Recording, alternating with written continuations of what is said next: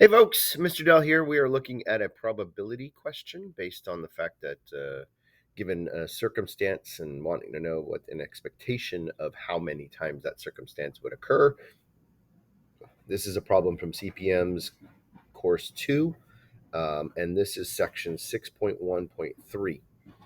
Specifically number 6-33. It says a fair number cube labeled 1, 2, 3, 4, and 5, and 6. So there's six-sided number cube with each of the numbers there listed is rolled 100 times. About how many times would you expect the number 3 to appear? Okay, so really, when I think about a number cube, first of all, what is the probability that I'm going to get a 3? Well, there's only one side of the 6 that has a 3. So the probability of getting a 3 is 1/6.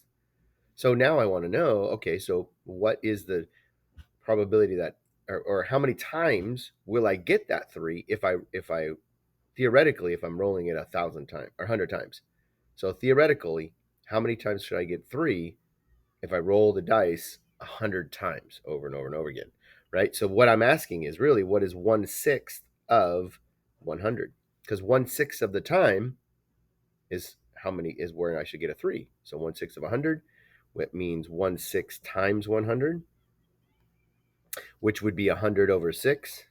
So you divide at that point, divide by 100, or I can actually just simplify this by, let's see, I'll divide top and bottom by 2, and I get 50 over 3.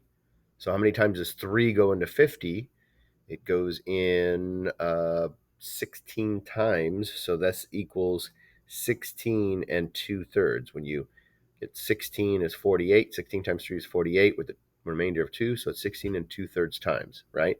So now I would probably not answer it with that fraction. I may say my final answer would be approximately 16 to 17, right? 16 to 17 times, right? Somewhere in between 16 to 17 times, because it does say about how many. Okay, there we go.